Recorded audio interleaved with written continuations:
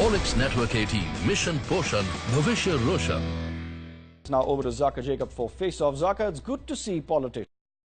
You've written this book that we are all waiting for. What does this tell us about Imran Khan that many of us may not know?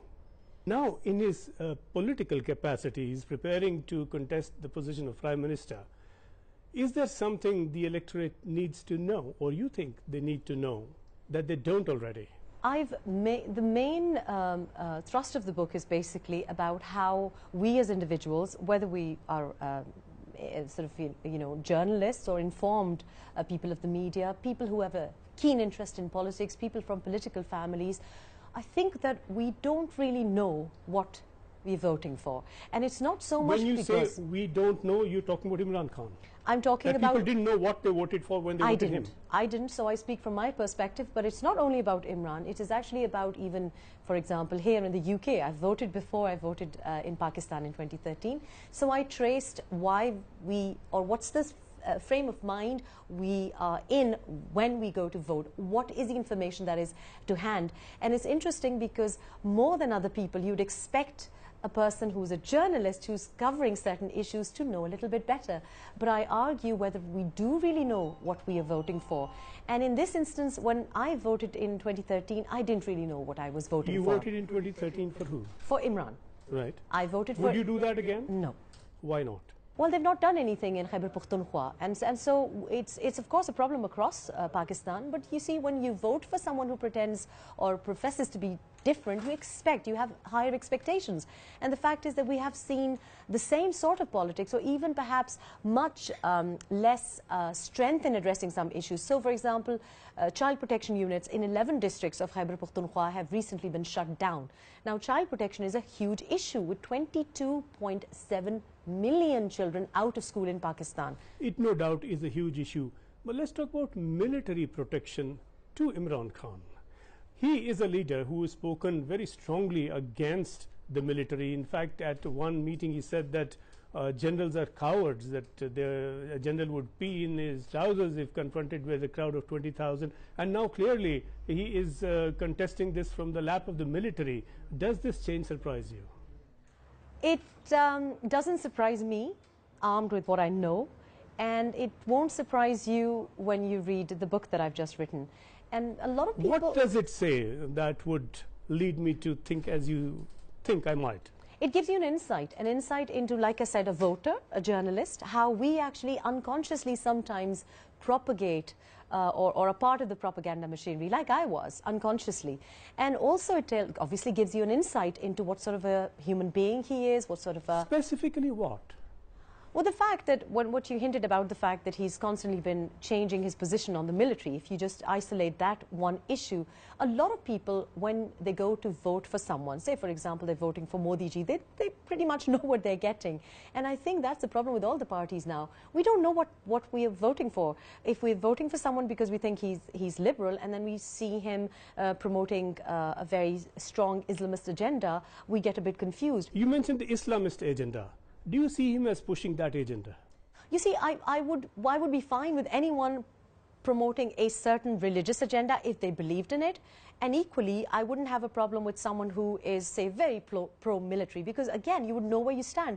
But with Imran, what I explore in the book as well, and I think a lot of people know about it, but of course, I have a position of authority because I've seen the human side, the inside of, what he's inside when the makeup is off and when the cameras are off, and so I give you that insight as well, which was frustrating for me. Would that suggest some sort of opportunism? Well, yes, I would be brave enough to say that if you are constantly, people have referred to the fact that he's Mr. U-turn, and so that is what I found really frustrating, because, and there's a famous line in the book where I say that, I won't be voting for you next year. Next coming elections. I say that when I was his wife, and he just laughed, and I thought, well, I don't know what you're about.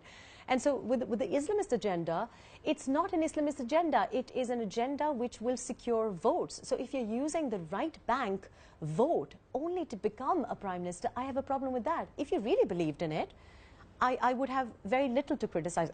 as an individual, maybe I wouldn't vote for you, but at least people would know. But the fact that they're constantly sort of changing loyalties is not something that I'm comfortable with. The biggest, I think, worry is the fact that if you look at, even if you don't look at the book, if you look at just the past 6 months or so, the decisions that have been taken make anyone, even his backers, if he has any, it should make them very nervous, because he can't stick to. Like for what? example, I mean, there have been certain inclusions in the party of people who have been charged for gang rape, for example. And so when I am voting for change, I don't see that change.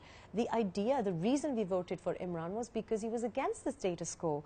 And if you become a cheaper version, a cheap copy of the status quo, even, you know, actually, how sad a comment is it that the PMLN and the Pakistan People's Party are actually looking cleaner than PTI at the moment. I feel strongly that there's a serious risk of handing a country, handing the reins of a country to someone or an individual who is not only backed by people who want to divide us into very extremist groups, which we have seen, standing with extremist groups. By present indications, you'd be happy to go with an aggressive policy on India if that were to suit the military? Well, you see, this is again very, very nerve-wracking for us, because we are a nuclear-empowered country, and so we cannot have. The whole point of a politician is, and I know that our military gets a lot of criticism, but you see, we've not had strong politicians. I firmly believe that if we had better representation, the military would take guidance from politicians, because that's how policy is made. In the end, Ms. Khan, some leaked reports about the content of your book suggest that you have chapters on boys and girls and sex and drugs and rock and roll. That's one. Sounds colorful. Another on heroin and cocaine.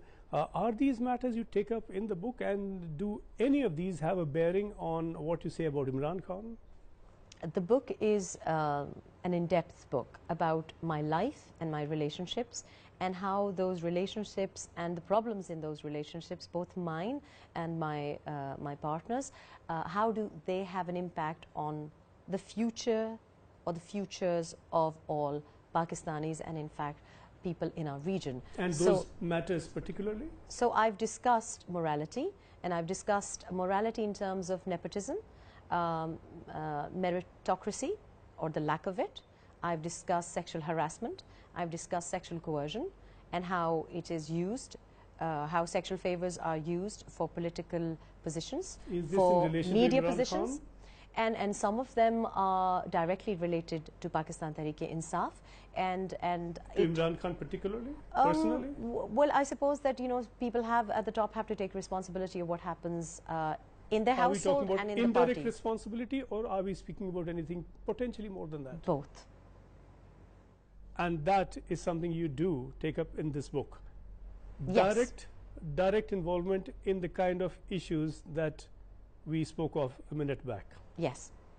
Direct involvement. We are speaking of Imran Khan. Direct involvement in positions or nepotism or favors which have nothing to do with merit, which have to do with nepotism, which have to do with bypassing meritocracy. But we were speaking of a little more than that. We were speaking about sex, drugs. Yes, I'm talking about sexual favors, sexual coercion and sexual harassment, and how that needs to be addressed. And that needs to be said, and I have spoken at length in the book. Is that the reason people fear this book? Some people? I think that there's more to it why they fear that, because you see, sadly in Pakistan, and I suppose it's true globally as well, we see this as not such a big problem. And I think that sexual coercion and sexual favors that's the problem, is seen as acceptable.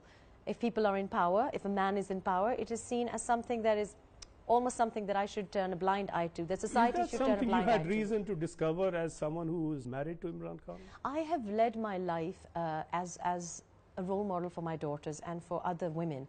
And I say repeatedly in the book that I'm not here because of anything unprincipled.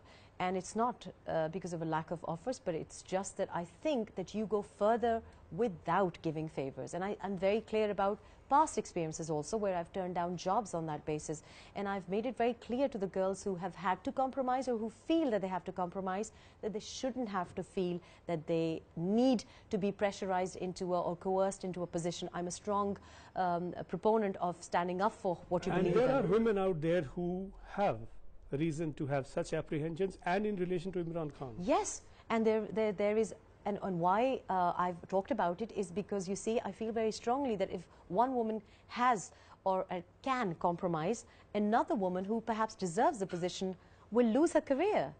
And that is the biggest problem across the world, where some people will compromise, but a large number of women will not be able to compromise. In the very end, any examples you can share of this? There are certain bits of very specific instances. So I've not spoken loosely in the book, and of course, because the book is not published. Specific instances of what? Of sexual harassment or sexual favors. There are specific incidents in relation to certain positions, and I've been very specific about them. And the reason I can't give you a little bit more titillating facts is because there's been a lot of obviously lies being spread already, which I think is taking away from the book, because to be quite honest, it doesn't really matter to me as much. Morality is important to me, but if somebody does something in their own time, say for example you do something after 7 p.m. in your private life, that should not be my concern. But if you turn up to my office in a particular state, or you carry on in a work sphere like that, where it poses a problem to your boss or to your colleagues, then it's a problem. So I've discussed those incidents which relate particularly to abuse of power. And you believe people should keep such issues in mind when they take a decision whether to vote for Imran Khan or not?